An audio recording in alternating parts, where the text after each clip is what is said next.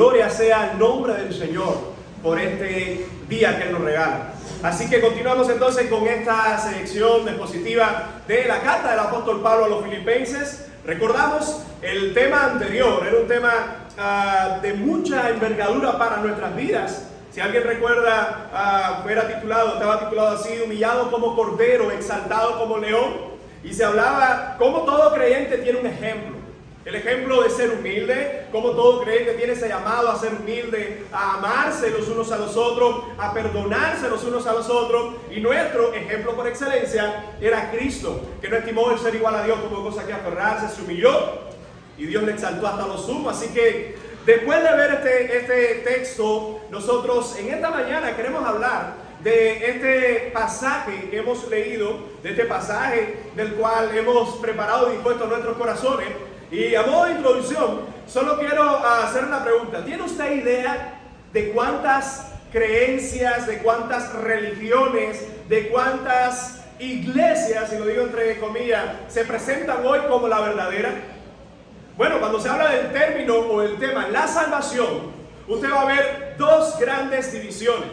Cuando se habla de la salvación, según las escrituras, están aquellos que caerían en el grupo de religiones falsas, sectas falsas, herejes, pecadores que no tienen el conocimiento de la verdad, que creen que la salvación es por obras, que alguien puede hacer algo para salvarse, que alguien puede añadirle cosas a su salvación, o que alguien puede llegar a Dios por méritos propios. Eso caerían en el gran grupo de religiones falsas, sectas, ¿verdad?, herejías. Por otra parte, el sector evangélico conservador, aquel que tiene la Biblia como la palabra revelada, inspirada, inerrante, ¿verdad?, de Dios, creemos que la salvación es un regalo del Señor, es un regalo por gracia.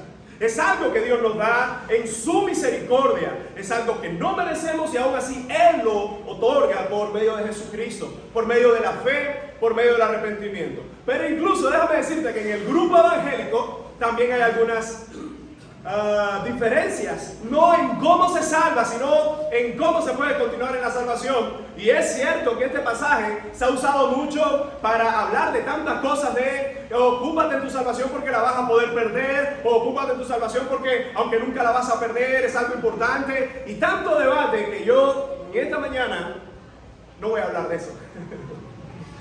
Voy a hablar de lo que el texto, el apóstol Pablo nos está instando a nosotros como creyentes, que se lo dijo a los filipenses hace 2000 años atrás. Y es cierto que vamos a hablar de la salvación, pero vamos a hablar qué significa verdaderamente el término o esa frase: ocúpense en vuestra salvación. ¿Qué significa a la luz del Evangelio el ocuparse en la salvación? ¿Qué debemos hacer nosotros como creyentes? ¿Qué debemos hacer nosotros como cristianos hoy cuando vemos tantas enseñanzas, tantas manipulaciones de los textos bíblicos y tanta bendición que tenemos hoy en cuanto al tema de la salvación? Así que voy a dividir el texto en tres partes. En primer lugar, quiero hablar de ese mandato que da el Señor por medio de Pablo cuando dice literalmente: ocupaos en vuestra salvación con temor y temblor. En segundo lugar, quiero hablar bajo otro mandato que el apóstol Pablo da y que está en estrecha relación con este, y oiga esto, es: haced todo sin murmuraciones ni contiendas. Cuando dice ocupados en vuestra salvación, acto seguido dice hagan todo sin murmuraciones y contiendas, y vamos a ver qué importancia tiene eso a la luz de la narración bíblica. Y en último lugar, aferrados a la palabra de Cristo. Estas tres grandes ideas responden al título de este sermón en esta mañana. Cuando Dios dice ocupaos en vuestra salvación, ¿qué significa? ¿Cómo nos alienta? ¿Cómo nos confronta? ¿Y cómo nos da nuevas fuerzas para seguir cumpliendo con esa encomienda? Cuando Dios dice ocupaos en vuestra salvación, ¿verdad? Así que en primer lugar veamos los primeros versos 12 y 13, cómo dice: por tanto, amados míos, como siempre habéis obedecido, no como en mi presencia solamente, sino mucho más ahora en mi ausencia, ocupaos en vuestra salvación con temor y temblor, porque Dios es el que produce en vosotros así el querer como el hacer por su buena voluntad. Así que en primer lugar, ¿qué significa esa frase del apóstol? Ocupaos en vuestra salvación con temor y temblor. ¿Cómo empieza el verso 12? ¿Cómo empieza? Por tanto. Esa cláusula, ¿qué significa en la narración bíblica? Ese por tanto, que viene a nuestra mente cuando el texto nos dice por tanto. Eso nos está, ¿qué hace? A ver, ¿qué hace? Es como una conclusión o un enlace de lo que acaba de decir anteriormente. ¿Qué es lo que acaba de decir Pablo a los filipenses anteriormente? Está hablando del ejemplo de Cristo, de un llamado para la iglesia a vivir en humildad, en unidad, y ver empatía unos con otros, y está llamando a la iglesia a que tengan el mismo sentir que tuvo Cristo, es decir, a tener el ejemplo de Cristo, el ejemplo de humildad, el ejemplo de humillación. En otras palabras, lo que está haciendo este texto, ahora Pablo dice, como Cristo se humilló, como Cristo es vuestro ejemplo, como Cristo es nuestro Salvador, como Él es nuestra mayor enseñanza, como Él es nuestra guía, como Él es el que nos sostiene, como Él es el que se humilló, y todos le van a adorar y todos se van a postrar delante de Él, algunos por amor, otros por obligación, y actos seguidos serán condenados. Pero dice que todo ojo le verá, ¿verdad? Dice que toda rodilla se doblará delante de Él. Entonces ahora el texto, Pablo dice, por tanto. Así que lo que acaba de decir Pablo es algo extremadamente maravilloso, porque está diciendo, ustedes tienen el llamado a vivir en amor, en humildad y a tener empatía unos con otros. Y tienen a Cristo como ejemplo. Por tanto, miren lo que dice ahora, amados míos. Me encanta esta frase del apóstol, amados míos, porque la frase es una frase que en ocasiones usó Jesucristo, hablando de mis hermanos, mis amados. Y en ocasiones también la usó el apóstol Juan, conocido como el apóstol de amor. Recuerda, era ese apóstol que entre todos los apóstoles, el único que escuchaba los latidos del corazón de Jesús era él, porque la Biblia dice que se recostaba a su pecho. Así que es ese apóstol que usa la frase de amados míos. La palabra griega es agapitos. Bueno, tenemos un cementerio aquí, que es el cementerio de los amados. Eso es lo que significa agapito. Y ese término agapitos, cuando dice agapitos míos, amados míos, la cuestión es que Pablo le está diciendo, ustedes son mis amados, ¿por qué? Porque somos buenos, porque ustedes se lo merecen, o porque yo soy la esencia del amor. Evidentemente no. Evidentemente Pablo acaba de poner el mayor ejemplo de la humanidad, y es Jesucristo. Y él le dice, ustedes son mis amados. Recordemos que esta carta de Filipenses, como dijimos en una ocasión, es una de esas cartas que está cargada de mucho amor de Pablo para sus hermanos filipenses. Y fíjense cómo dice, amados míos, como siempre habéis obedecido, no como en mi presencia solamente, sino mucho más ahora en mi ausencia. Pablo está haciendo un recordatorio de que estos hermanos, cuando Pablo estuvo entre ellos, evidentemente ellos le era muy fácil obedecer. ¿Ha estado usted en alguna ocasión en el aula? Y recuerda esta imagen, el profesor está ahí, el profesor dice algo y todo el mundo mueve. El profesor se va y se forma entonces ahí el desastre. Pero regresa el profesor, todo el mundo es modelo. Porque la educación, la obediencia, ¿verdad?, o la disciplina de esos estudiantes depende de que el profesor esté presente. Fíjense cómo Pablo dice, por tanto, amados míos, como siempre ustedes han obedecido, no como en mi presencia, porque ustedes obedecieron cuando yo estuve entre ellos. Recordemos que hay gente amada en Filipos que Pablo estuvo cara a cara con ellos. ¿Alguien recuerda cuál? Lidia, por ejemplo, el carcelero, ¿recuerdan? La muchacha, aquella muchacha endemoniada, de la cual se reprende el demonio, que Hechos capítulo 16 nos muestra en la estancia de Pablo en este lugar. Es decir, había gente que era muy cercana al apóstol y dice, ahora yo les estoy pidiendo que ustedes obedezcan, aunque no estoy entre ustedes, y lo hacían, que ahora obedezcan aunque estoy ausente. Pero hermanos, a diferencia de este mundo, aunque Jesús ascendió al Padre, la palabra de Dios nos enseña que Él está entre nosotros, que su Espíritu Santo está entre nosotros. Así que no hay ocasión para decir voy a hacer lo que yo quiera, voy a hacer lo que bien me parezca, por el sencillo hecho de que Cristo no está en medio nuestro. De hecho, la omnipresencia del Señor nos recuerda que a dónde podemos ir nosotros que ya Él no esté allí, antes que nosotros mismos. Así que fíjense cómo el apóstol está recordándose a ellos que eran obedientes cuando escuchaban las cosas de Pablo, cuando estaban con Pablo, pero ahora en este tema él está recurriendo a su obediencia y dice, mucho más ahora en mi ausencia. Y ahora viene esta frase, ocupaos en vuestra salvación con temor y temblor. Hay algunos que han usado popularmente esta frase, la han cambiado, dice, no, cuiden su salvación con temor y con temblor. El texto no dice cuiden, el texto dice ocupaos en vuestra salvación con temor y temblor. Y es interesante porque esa palabra ocupaos viene del griego katergazomai. Y no importa que usted se le olvide esa palabra, lo que importa es que usted sepa cuál es la connotación de esa palabra. Katergazomai significa trabajen completamente. Es un trabajo que yo diría, cuando usted puede reunir cada una de estas connotaciones, lo que Pablo está diciendo, en esa salvación que Dios les ha dado, ustedes tienen una gran responsabilidad. La gran responsabilidad no es llegar a ella, porque solo pueden venir a ella por medio de Cristo. La gran responsabilidad es continuar fieles en ella, trabajar en ella, esforzarse en ella. Y aquí es donde uno va a ver la diferencia cuando dice ocupaos. El término, fíjense cómo dice la palabra. Las palabras en griego tienen diferentes voces, ya sea voz activa, voz media o pasiva. Y eso lo único que significa es cuán involucrado está el sujeto que realiza la acción.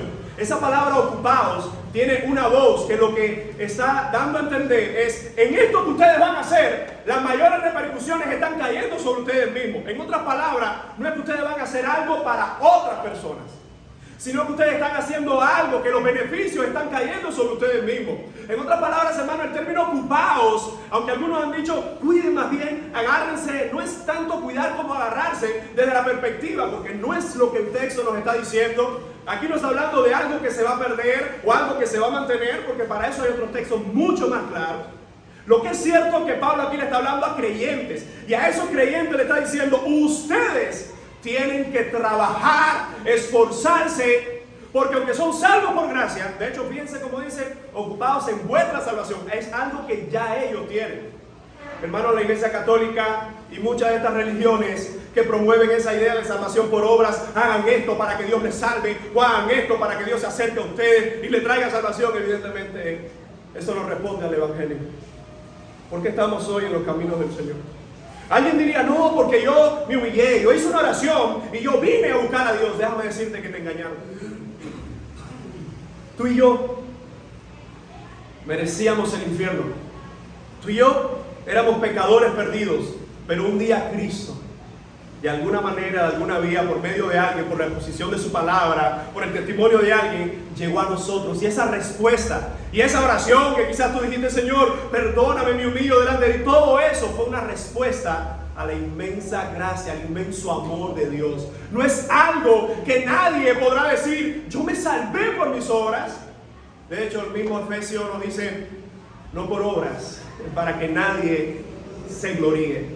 Cuando alguien diga, oye, mira, yo me salvé, tú no te has salvado, evidentemente soy mejor que tú. No es eso lo que dice el texto. Lo que nos muestra el texto y lo que Pablo está reafirmando aquí, le está hablando a gente que ya son salvas, pero ojo, el hecho que sea salva no significa que puede ser irresponsable o que no seas coherente con esa salvación, porque hay gente que dice, ya Dios me salvó, voy a hacer lo que me dé el deseo, voy a vivir como yo quiera. Eso es una evidencia de que esa persona o no ha sido verdaderamente salva, o evidentemente no ha entendido lo que es la salvación del Señor. Por eso cuando dice ocupaos, amados hermanos, en vuestra salvación, bueno, si es algo que ya Dios puso en mí, ahora es algo en lo cual yo me voy a ocupar.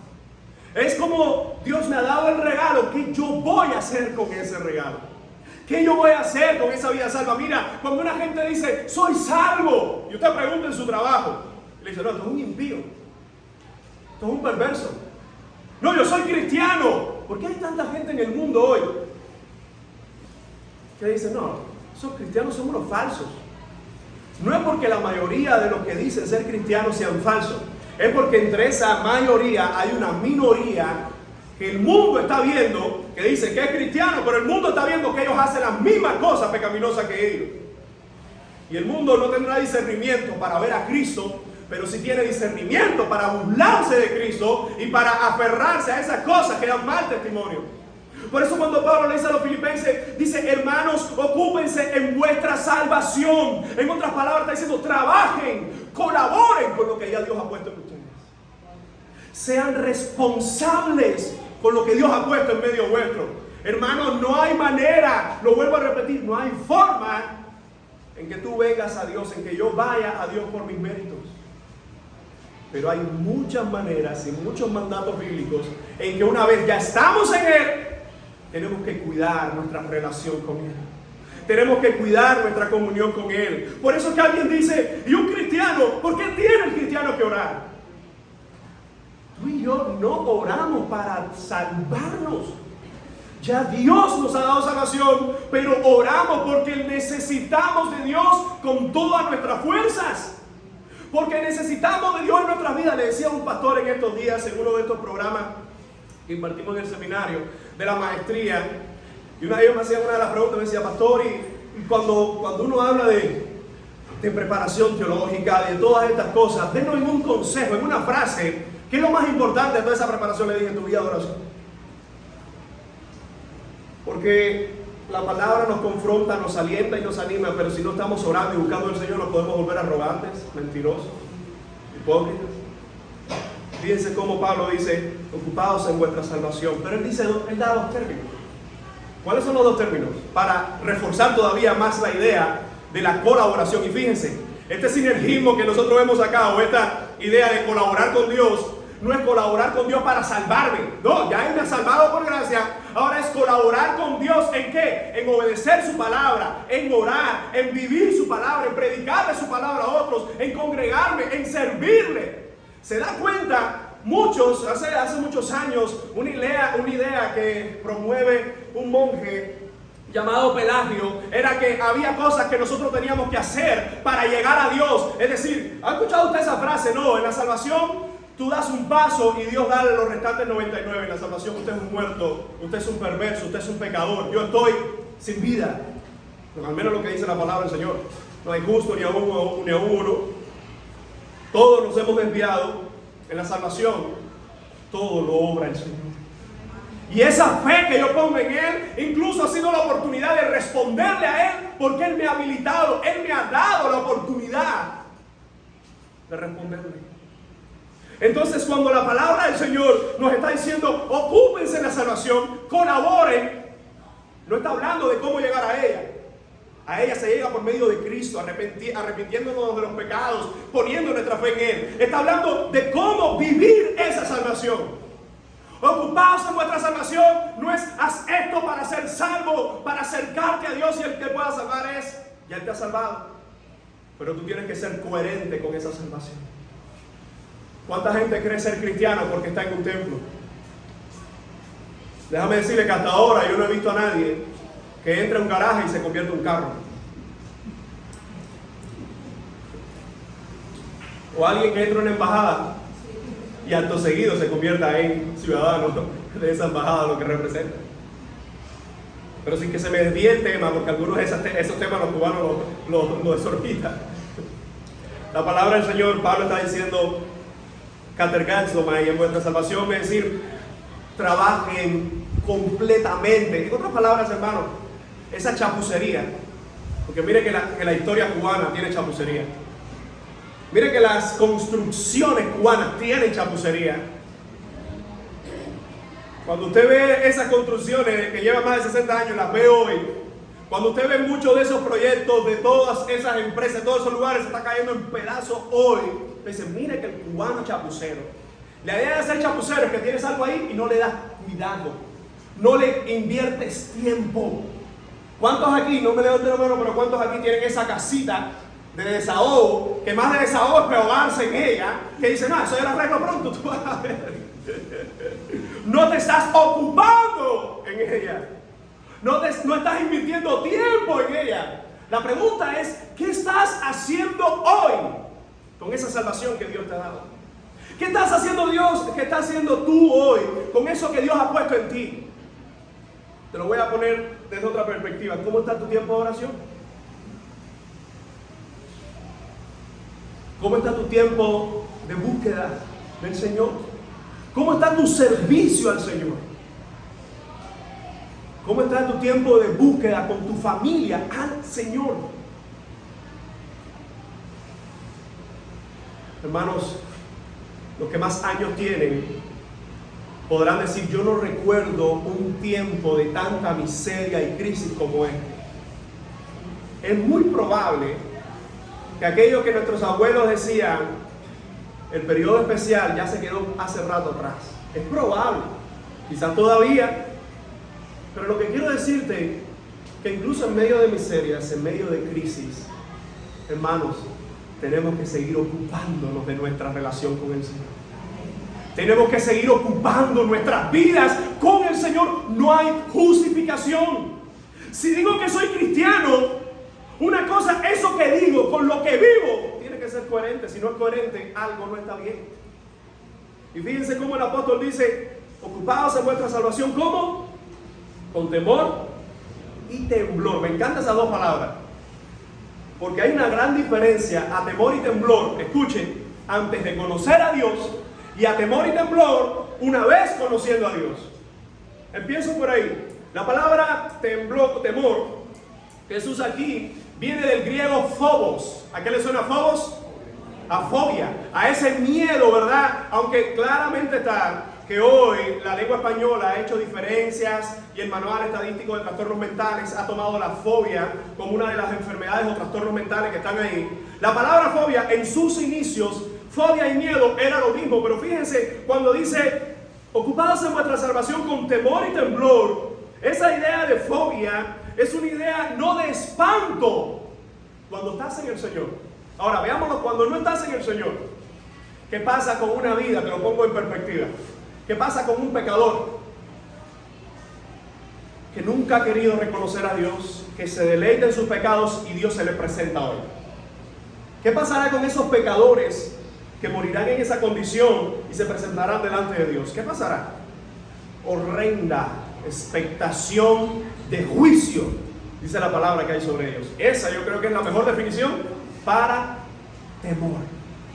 Ese temor que tiene una persona que no conoce a Dios es temor ¿en base a qué? En base a que al no vivir en coherencia con lo que Dios le ha propuesto, con la oportunidad de salvación que Dios le ha dado, lo único que queda para esa persona es: no me amas, no quieres vivir para mí, no quieres a Jesucristo como todo en tu vida. Pues entonces te queda una cosa: infierno, lugar de condenación.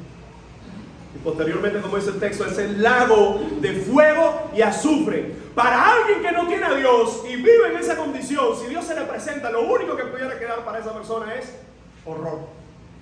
¿Por qué? Porque Dios no se le va a presentar como su Dios y Salvador, porque como Dios y Salvador le ha rechazado. Se le presentará como Dios y como Salvador de aquellos que creen, pero de Él como un Dios airado, que toda su ira será descargada sobre ese impío. ¿Sabe por qué? Porque toda la ira de Dios fue descargada sobre Jesucristo en aquella cruz. Y aquellos que rechazan a Jesucristo, esa ira que fue descargada sobre Cristo, al no tener a Cristo, será sobre ellos. Eso es temor y temblor para los que no conocen a Dios. Y te digo más, hay algunos ejemplos en las Escrituras de algunos hombres de Dios que cuando Dios se les presentó, o incluso se les presentó un mensajero, no era ni el Dios mismo, tuvieron temor y temblor, y algunos cayeron como muertos. ¿Recuerda el profeta Daniel? Dice: caí como muerto. ¿Recuerdas a Ezequiel? ¿Recuerdas a Jacob? ¿Recuerdas al profeta Isaías? Como dice, cuando tuvo aquella visión del templo, dice: ay de mí, porque soy muerto, porque siendo hombre de labios inmundos y habitando en medio de labios inmundos, en otras palabras, porque siendo pecador y los que están alrededor mío no me aportan nada, sino más pecado, han visto mis ojos al Señor. Así que si para un impío, para una persona pecadora, el estar en la presencia del Señor es temor y temblor, incluso para una persona que cree en Él, eso le puede provocar cierto temor y temblor. No es eso lo que está recalcando el apóstol Pablo en este verso. Cuando él está diciendo: ocupaos en vuestra salvación, con temor y con temblor. No es con temor a que Dios te destruya, porque Él te ama. No es con temblor a que Él te elimine y te mande al infierno, porque Él ya dio a Cristo por ti. Así que hay una gran diferencia entre esa fobia a Dios, entre ese temor a Dios, al temor del impío. El temor del impío, ya sabe, es en base a la destrucción inminente que está sobre su vida. Pero el temor de nosotros los creyentes es temor a qué, en base a qué, en base a que queremos agradarle. Hombres que estamos aquí, ¿cuántas veces una de esas filisteas, una de esas mujeres del mundo, se promueve, tira una gracia o una cosa, llámame una cosa esa, y yo no sé, pero a veces temblamos, no por ella, sino porque uno no quiere fallarle a Dios, ¿sí o no? Y me dice, Dios mío, ayúdame, porque no quiero fallarte. Cuando estamos delante de la presencia del Señor, y estamos orando, y humillamos nuestro rostro delante de Él, ¿cuántas veces han venido a nuestra mente esas fallas al Señor y le hemos dicho, Señor, perdóname? Y ese temor que nos invade no tiene que ver con que Dios nos va a coger en ese momento y nos va a mandar al precipicio del infierno, sino tiene que ver en que uno quiere agradar al Señor. Así que este temor cobra esa idea que algunos han definido como es reverencia, ese respeto. Es algo que por todo aquello que tú has hecho en mí, ese temor que yo te reflejo, se ve ¿en qué? En obediencia. Se ve en servicio, en agradecimiento. Así que mi temor a Dios no es que en cualquier momento me funde, en cualquier momento me manda un rayo y no. Porque para eso nosotros entendemos que en Cristo estamos seguros, en Cristo. Por eso es que no podemos descuidarnos, hermanos, ni alejarnos de Cristo. Por eso cuando Pablo dice, ocupados en vuestra salvación, es decir, trabajen sosegadamente en aquello que Dios ha puesto en ustedes. En otras palabras, sean agradecidos, busquen más del Señor, busquen más en oración, busquen más en la lectura de la palabra, busquen más en comunión con los hermanos, busquen más en servicio al Señor. Dice, con temor y con temblor, porque lo que están haciendo, aunque no es para ser salvos, es en consonancia con el Dios que nos ha salvado. Dios nos ha salvado por su gracia, pero en sus mandatos también hay advertencias. No hagas esto, no hagas aquello, no te desvíes a derecha o a izquierda, no hagas esto. ¿Cuántas veces nosotros nos encontramos que esas advertencias en las Escrituras? Incluso cuando hablamos de la disciplina, ¿cuál es el propósito que tiene la disciplina bíblica? El principal propósito es restaurar nuestras vidas en la comunión con el Señor. Que tiene cosas intermedias, medidas, restricciones y diferentes cuestiones, no es para castigar a la persona, sino es para que esa persona continúe ocupándose correctamente en su salvación. Por eso el punto aquí es cuidar con responsabilidad nuestra comunión con el Señor. En otras palabras, cuando el apóstol dice, ocupados en vuestra salvación, nos está poniendo en perspectiva aquello que Dios ha puesto en ustedes. Cuídenlo. Sean obedientes, respondan a esa santidad que Dios demanda. Y recuerda que la única forma de hacerlo es con temor y con temblor. Y miren cómo el versículo 13 da la razón para hacer esto. Porque Dios es el que en vosotros produce el querer como el hacer por su buena voluntad. Esto solo podría llevarse a cabo a través de Dios. Por una parte tenemos al apóstol diciendo, ocúpense, sean responsables, trabajen en su comunión con el Señor, en su servicio a Dios, en la salvación que Dios ha puesto en ustedes, háganlo. Y quizás alguien dice, pero que yo no tengo deseos. ¿Cuándo fue la última vez que te levantaste y dijiste, ay, qué rico, hoy hay una vigilia hasta las 2 de la mañana, gloria a Dios? O dijiste, ay, qué rico, hoy voy a ayunar. Hermanos, hay una lucha constante contra nuestra carne. Hay una lucha constante contra nuestros deseos. Pero miren cómo la palabra del Señor dice, porque Dios es el que en vosotros produce dos cosas: el querer y el hacer. Ocúpense de su salvación. Pero Señor, no quiero. Yo lo hago en ti. Pero Señor, no puedo. Yo también lo pongo en ti. En otras palabras, hermanos, no hay justificación. No hay justificación para aquellos que somos salvos. No hay justificación para vivir de otra manera que no muestre nuestra relación estrecha con el Señor. Fíjense cómo está diciendo, Dios en ustedes les capacita. La idea produce aquí es, les da toda la capacidad, les da todo lo necesario para el querer y para el hacer. Ojo con el querer, porque aunque Dios provoque en mí que le anhele más y le desee más, hay otro ente en mí que provoca todo lo contrario, y en mi carne, mi naturaleza pecaminosa. Por eso, hermano, el cristiano está en una batalla constante. No hay descanso. Como no hay paz para el impío, para el creyente hay paz, pero hay guerra. Para el impío no hay paz porque está perdido en sus delitos y muerto en sus delitos y pecados. Pero para el creyente hay una guerra constante. Ahora, ojo, lo más hermoso de esa guerra, como decía el hermano Carlos en la alabanza guiando, es que nuestro Dios no ha perdido y jamás perderá una batalla. ¿Qué necesitas en tu vida cristiana para seguir adelante? Dios lo tiene. Es que no puedo. Dios dice, yo produzco en ti ese querer. Señor, ¿y cómo lo hago? Yo produzco en ti ese hacer. Así que si Dios nos da el mandato de ocuparnos en nuestra salvación, nos dice que Él produce el querer, que Él produce el hacer, y aún así no lo estás haciendo, escucha esto, vas mal. Vas mal. Si sabes lo que Dios dice, si sabes que tienes todo lo necesario en Cristo para hacerlo, y hoy no lo estás haciendo, vas mal.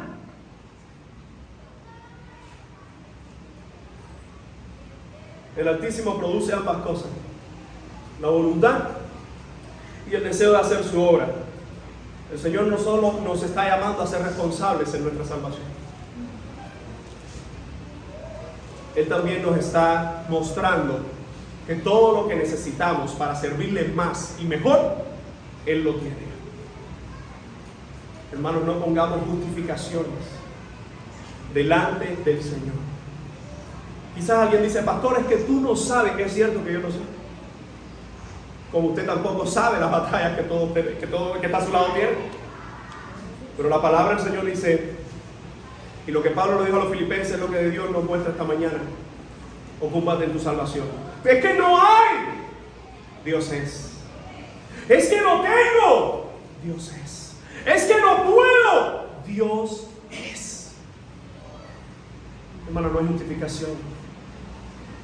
¿Recuerda cuando el Señor Jesús está llamando a muchas personas?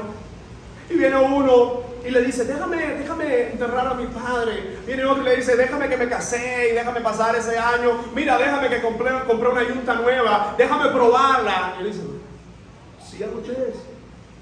Porque el que no deja todas estas cosas, dice otro texto, no es digno de mí.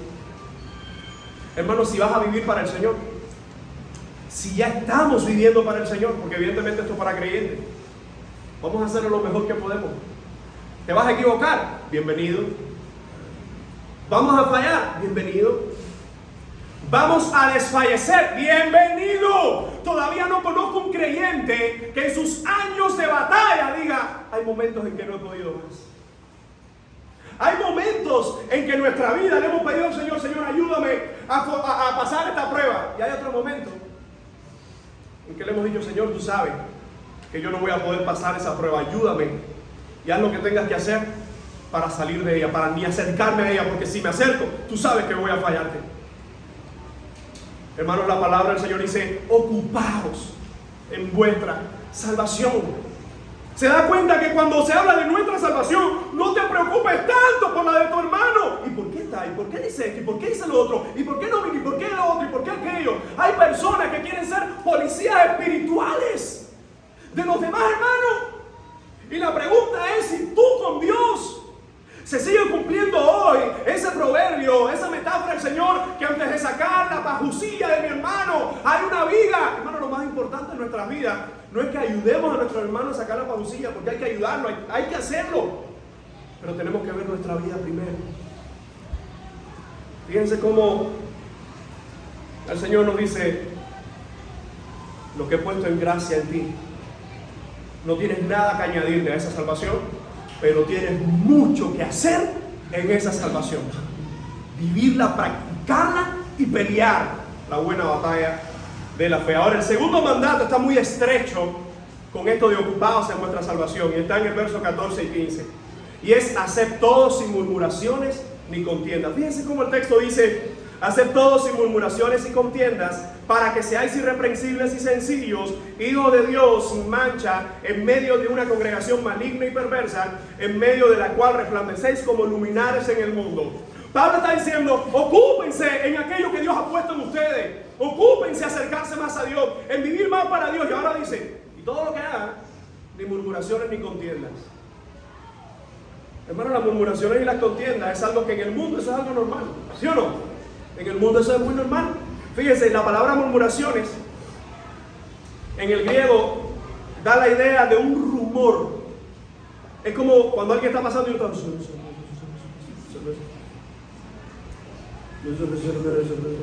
¿Cómo está todo? Ay, hermano mío, te amo tanto, estábamos hablando de ti. Nada bueno, pero era de ti. Incluso algunos han dicho: no, estábamos hablando de ti, pero no contigo.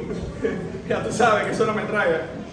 Fíjense cómo el apóstol dice algo que es tan antiguo, nos lo vuelvo a recordar en esta mañana. Dice: hagan todo sin murmuraciones, es decir, sin rumores, sin quejas. La idea de la murmuración, hermano, una de las cosas que tú y yo debemos recordar es que nosotros no somos perfectos. ¿Quién puede presentarse y decir: jamás le he fallado a alguien? Una de las cosas hermosas en el Evangelio es que aunque nos fallamos y somos hijos de un mismo Padre, podemos perdonarnos y podemos amarnos. Cuando yo miro a mis dos hijas, al principio, Alice, cuando veía que yo cogía a Amy, la perrucaba y le daba besos, y yo la miraba y esta era su posición. Así, se ponía en una esquina, así. Yo iba rápido: ay, mi amor, ven acá, que tú eres la niña mía. Y se relajaba y venía y jugaba con Amy.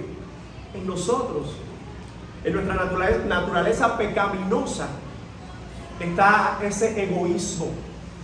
Está en ver al otro y no verlo con ese amor que Dios nos muestra, porque somos hijos de Adán y Eva en una naturaleza pecaminosa.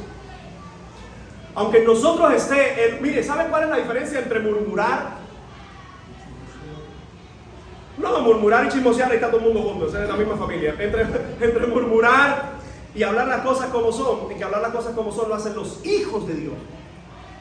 Yo voy a Carlos: no, ese Carlos, vino con una camisa 4, yo dije que aquí era un... pero no se lo digo a Carlos.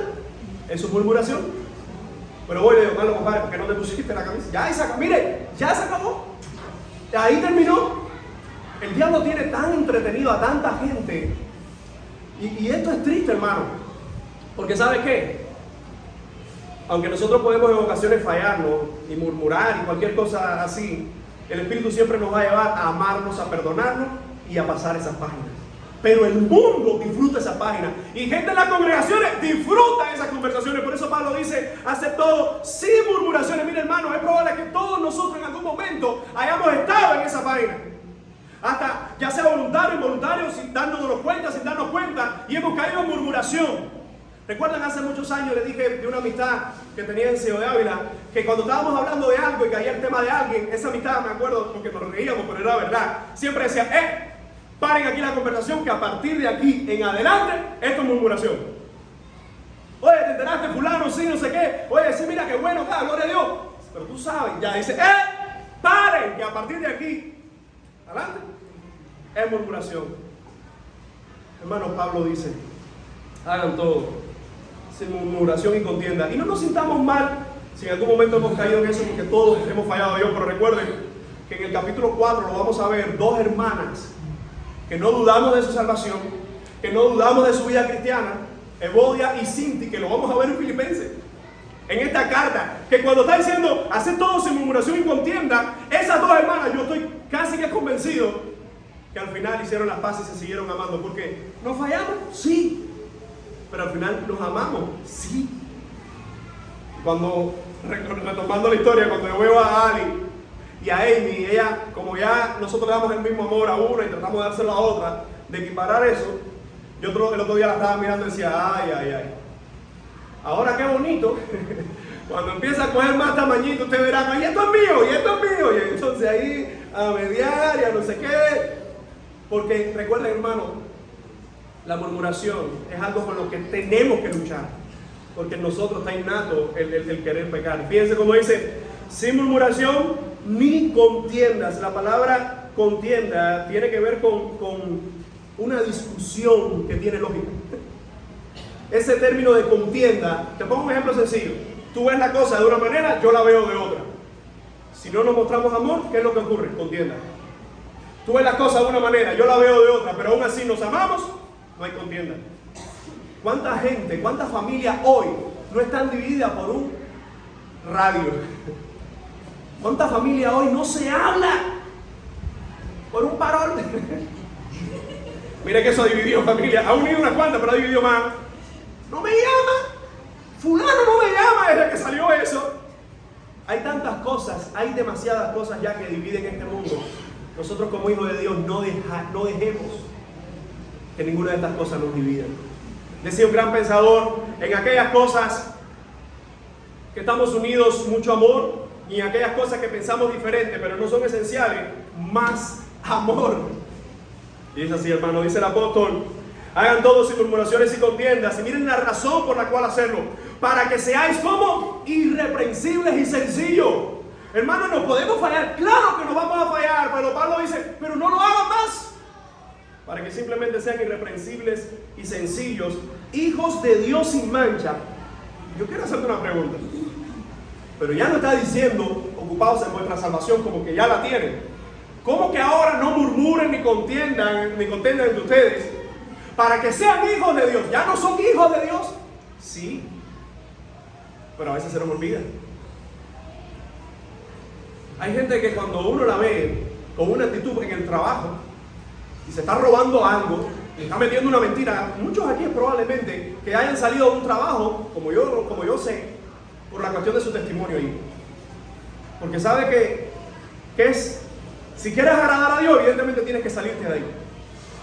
Porque cuando todo está circulando en base a una mentira y tú no encajas, tienes que salirte o ser parte. Y así vivimos en esta sociedad. Ahora fíjense cómo el apóstol dice, haciendo esto, dice, para que sean hijos de Dios. En otras palabras, él está diciendo, ya ustedes son hijos de Dios, pero recuerden que en todo momento tienen que demostrar y mostrar que son hijos de Él. Hermanos, escuché en una ocasión de alguien, aunque sé que lo dijo jugando, que él decía, los cubanos vamos a tener un juicio aparte en el cielo. Nada, eso de que aparte, no sé qué, no. El juicio es en base a las mismas cuestiones. Para los justos es un tipo de juicio, para los impíos es otro tipo de juicio, pero no hay acepciones. Tú porque tu situación era más mala, porque la tuya era peor, no hay. Es lo mismo, en base a la santidad de la palabra del Señor. Por eso fíjense cómo dice, para que seáis hijos de Dios sin mancha, en medio de una generación como maligna y perversa. Fíjense cómo se habla, una generación maligna y perversa tiene todo este tipo de pecado, tiene todo este tipo de cosas, ¿sí o no? Una generación maligna y perversa. Esa frase se reitera en muchas ocasiones en el Nuevo Testamento, ¿recuerdan? ¿Recuerda el mismo Jesús hablando? Oh generación incrédula, oh generación de víboras. Recuerda a los apóstoles hablando de esa generación maligna y perversa. Él está diciendo, lo que ustedes van a hacer, ocúpense de su salvación, es decir, sean responsables, sean coherentes con la santidad del Señor, con la comunión de Dios. Dice, hagan todo sin murmuraciones y contiendas, porque ustedes están en medio de una generación, ¿cómo? Hermanos, el hecho de estar en una generación maligna y perversa no significa que nosotros sigamos siendo malignos y perversos. Éramos malignos y perversos, pero Dios nos salvó, y en esa salvación tenemos que ser diferentes al mundo. La gente podrá decir, no, este que es religioso, que no sé qué, que sé yo, que lo otro, pero en algún momento tendrá que decir, sí, pero es verdad que es diferente. Y el hecho de yo mostrar que soy diferente a este mundo no es para ganarme créditos con Dios, es para mostrar lo que ya Dios me ha dado, y es para ser fiel en aquello que Dios me ha llamado a hacer. Y fíjense cómo dice, en medio de la cual resplandecéis como luminares en el mundo. La palabra luminares tiene que ver con estrellas. Esa palabra estrella, ¿qué es lo que hace la luz? La luz, donde está, disipa la oscuridad. aunque llevamos unos cuantos meses, que es de oscuridad en oscuridad, cuando llega la luz hay algo que puede ser, bueno, el edificio nosotros verdad que no la quitan, a veces la están quitando, ok, yo sé, y cuando hablo esto, lo hablo con mucho amor, porque yo sé que uno dirá, o sea, que no te la quitan y me están comparando con otra gente. Pero lo cierto es, hermano, que cuando llega la corriente, usted escucha, ¡ah! Y a la gente se puso bravo, hizo unos criticos, dijo unas cuantas cosas cuando se fue. Pero cuando viene todo el mundo se lo pidió, ¡ah! Porque se disipa, ¿verdad? Se disipa la oscuridad. Hermano, es un principio que desde la creación, por la palabra del Señor fue hecha la luz, y la luz disipó toda la oscuridad, todas las tinieblas. Y esa misma idea, la luz disipando las tinieblas, es la que se ha mostrado en el poder del creyente, en la santidad del creyente que disipa las tinieblas, que siempre hace referencia al diablo. Ahora, no vamos a ponernos en esto un poco místico, sino rescatando esta idea. Dice, para que seáis luminares en el mundo, nos guste o no, donde nosotros estamos, la gente tiene que ver a Cristo en nosotros, hermano. No hay opción de callarnos. Incluso puede ser en el sector militar más reservado, más medido, y aún así ahí nosotros no podemos callarnos a Cristo. No podemos callar a Cristo, por la sencilla razón de que aquel que nos ha dado la salvación, de que aquel que es luz, tiene que brillar en nosotros. Tiene que brillar. Y miren, hermanos, ya hay muchos malos testimonios. Casi todas las congregaciones tienen malos testimonios.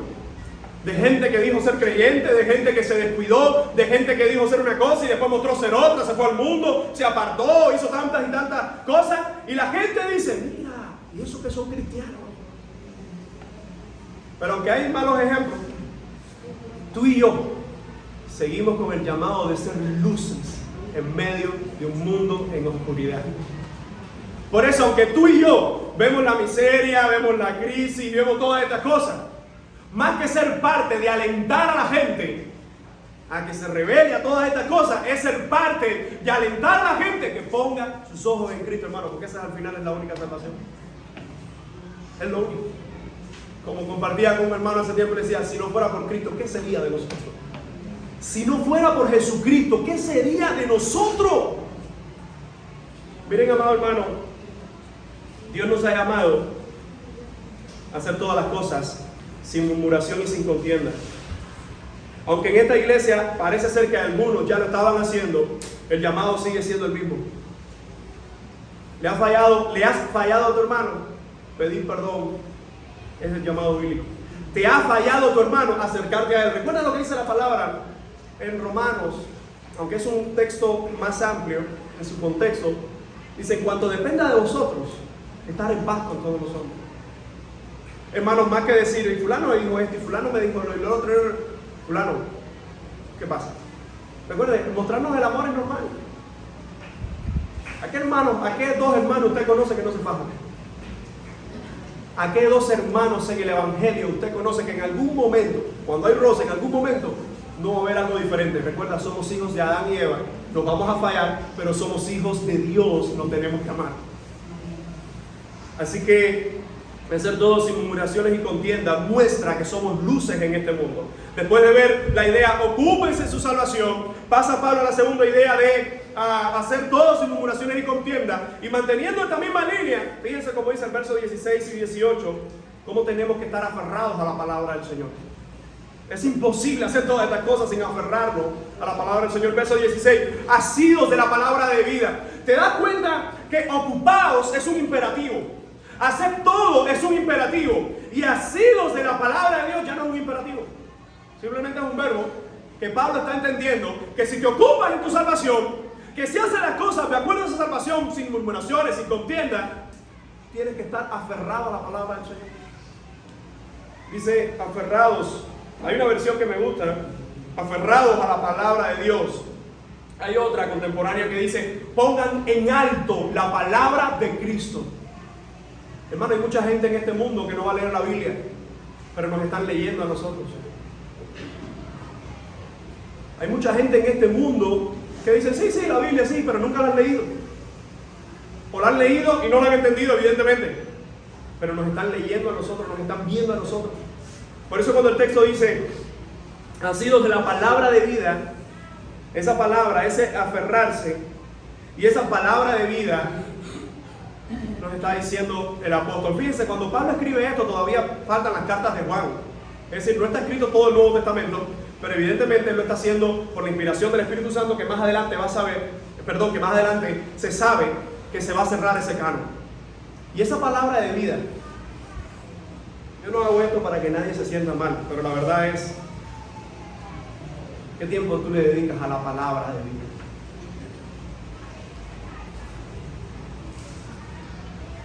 Decía Steven Lawson,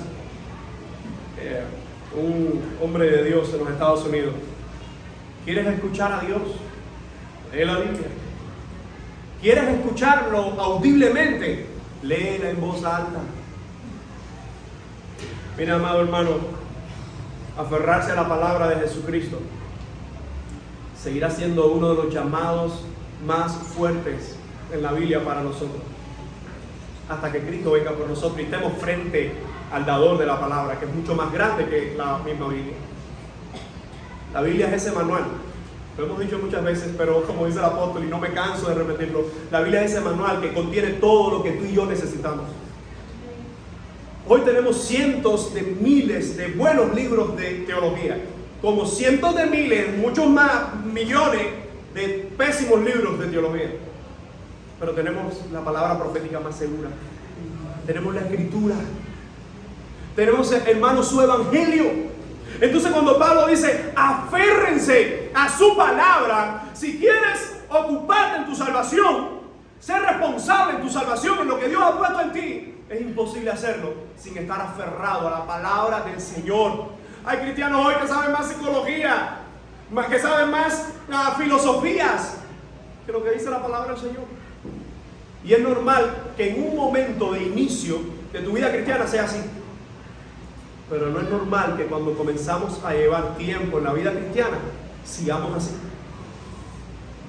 Por eso muchas veces les he animado y les he instado a ese tiempo de calidad de la Biblia personal y también eclesiástico, es decir, aquí en los institutos, en las casas culto, en los grupos pequeños, como los mismos músicos que quizás tienen mucha responsabilidad aquí entre semanas y no pueden estar en ocasiones en un lado o en otro, pero tienen su tiempo de lectura y de devoción en la Biblia. Hermano, porque la Biblia es la palabra de Dios y uno dice, sí, amén, amén, amén. ¿Y qué tiempo le dedicas? Ocupados en vuestra salvación, ¿eres creyente? Sí, por su gracia, sí. ¿Y qué estás haciendo? No, aquí nada, posiblemente ni lo sea. No, normal, aquí, no. De vez en cuando me gusta ir a la iglesia, son bonitos. Así dice la gente. Es una vida bonita, sí, una vida así, chévere, nadie se mete en lío. El que te diga que en la vida cristiana nadie se mete en lío no sabe verdaderamente lo que es la vida cristiana. Porque no son los líos con este mundo, sino los líos espirituales de este mundo. Así que, hermanos, asidos de la palabra de vida, nos está recordando a nosotros ese mismo texto. Yo sé que Julieta ama ese texto porque hace muchos años atrás en el Instituto Bíblico ese fue un sermón que tuvo que preparar de Josué, capítulo 1, versos 8 y 9. Nunca se apartará de tu boca este libro de la ley, sino que meditarás en él de día y de noche. Pablo dice, asidos de la palabra de vida. Y miren ahora la razón por la cual estar aferrados a su palabra. Dice, para que en el día de Cristo, ¿qué día es ese? Evidentemente es el día donde Él regresará por su iglesia. Y está diciendo, aférrense a la palabra de Cristo para cuando el Cristo de esa palabra regrese. Hermano, ¿cuándo fue la última vez que dijiste, Señor, cuándo? Tú estás a llegar, pero ¿cuándo es? Esto es una iluminación, Dios no te va a decir ni el día ni la hora. Pero los acontecimientos, vemos por su palabra, lo que nos dice que cada vez es más inminente. Y fíjense cómo dice, para que en el día de Cristo yo pueda gloriarme de que no he corrido en vano y en vano he trabajado. Amado hermano, fíjense cómo el apóstol que entiende que su gloria es Cristo, ahora nos está diciendo, aférrense a su palabra para que cuando Cristo venga, y venga por ustedes también, porque Él viene por sus hijos, y venga por ustedes, yo pueda decir, Señor, gracias. Porque cada tiempo que pasé con mis hermanos filipenses no fue por gusto, Hermano, esto está fuerte. Esto está fuerte. Porque te puedo decir que en estos 15 años que Dios me ha dado esta oportunidad de estar pastoreando con mis errores y mi aprendizaje, todo el tiempo, he visto gente que después de años pasados discipulados, institutos bíblicos, tantas cosas, se van a este mundo. O, peor, siguen indolentes a las cosas de Dios. Dice Pablo, aférrense a la palabra del Señor, porque yo quiero cuando Él venga pueda gloriarme. Ahora, esa gloria de Pablo evidentemente no será en que bueno fui, sino, Señor, qué gran oportunidad me diste de pasar tiempo, de gastar tiempo, de invertir horas con mis hermanos, que no fue en vano.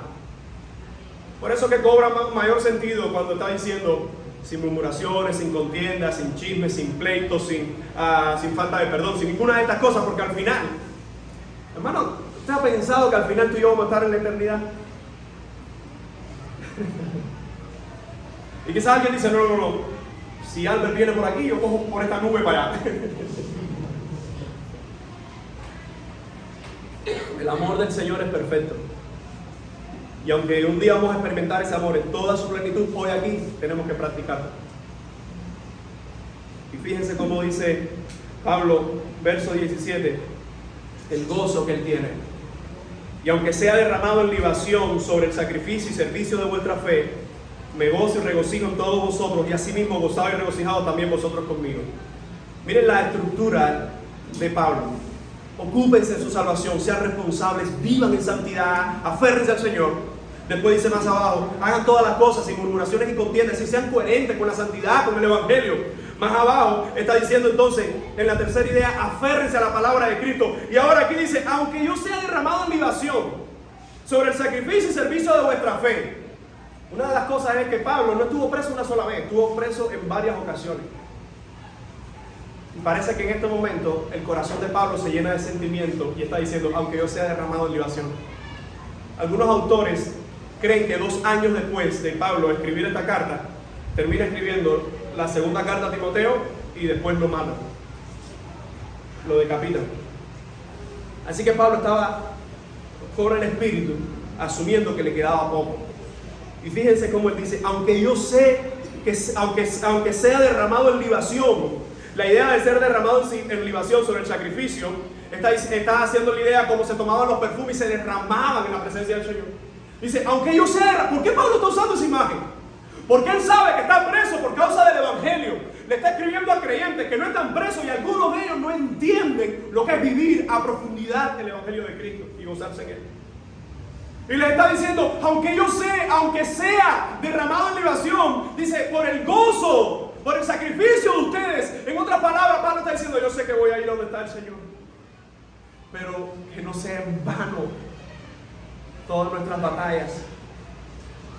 Miren qué hermoso como dice, me gozo y regocijo con todos vosotros. Hermano, qué actitud tan maravillosa la del apóstol. Cuando dice, aunque esté al morir, me gozo. Desde una prisión. No son los filipenses libres lo que le están diciendo, nos gozamos. Es un Pablo preso que le está diciendo a los filipenses, me gozo. ¿Cómo tú puedes gozarte, Pablo, sabiendo que estás al morir? Porque él lo dijo versículos anteriormente. Porque para mí el morir es ganancia. Hermano, no sé cuánto nos anima a nosotros que si Dios nos diera la oportunidad de saber el día que estamos cerca de partir, digo la oportunidad porque eso es, pero no sé cuánto nos anima la palabra que yo diga, Señor, sé que ya estoy al partir, Señor, que yo pueda ser de ánimo a la iglesia, a aquellos que me rodean, a mi familia, que aunque es normal el dolor, aunque es normal que pasemos por ese dolor de la pérdida, que podamos decir como el apóstol, me gozo y regocijo con todos vosotros. Y hace un llamado en el 18, asimismo gócense y regocíjense también conmigo. Cuando Pablo les dice a ellos, ocupaos en vuestra salvación, una de las cosas que les está dando seguridad es, aférrense al Señor. Porque incluso aferrados al Señor, estando en los últimos días, en los últimos minutos, en los últimos segundos de su vida, el gozo del Señor no les va a faltar. Cuando Dios dice, ocupados en vuestra salvación, nos hace un llamado, hermano, a vivir la vida cristiana, a practicar la vida cristiana, a ser coherentes con los mandatos de la vida cristiana. No para salvarnos, pero una vez siendo salvos, como dijo Martín Lutero, la fe que salva por sí sola, pero la fe que salva nunca está sola. Yo no hago todas estas cosas para salvarme, pero como Dios me ha salvado en agradecimiento, en humillación y en obediencia, voy a ocuparme con toda mi fuerza de mi salvación, en mi comunión con Él. Cuando le fallo, en pedirle perdón a Él. Cuando le fallo a mis hermanos, en pedir perdón a mis hermanos.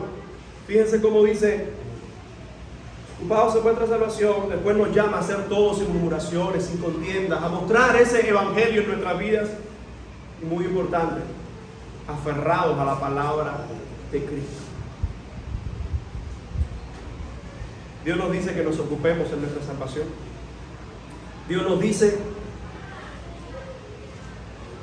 que nos aferremos a su palabra. La pregunta sería, ¿cómo nos vamos a ocupar? Más que preocupar, ¿cómo nos vamos a ocupar en esa salvación que Dios ha puesto en nosotros? Hermanos, Dios nos llama a todos nosotros a vivir ese evangelio. No hay nadie que pueda levantar la piedra y lanzarla a su hermano. No hay nadie en este lugar. No va a haber nadie en este lugar que lo pueda hacer. Pero aquel que detuvo la piedra sobre aquella pecadora, aquel que en la cruz detuvo la ira de Dios por amor a nosotros, es el que nos dice en esta mañana, ocúpate en tu salvación con temor y con temor. Les invito a tener un momento de oración. Padre, gracias por tu palabra, gracias por tu evangelio. Estamos delante de ti, Señor, suplicamos perdón.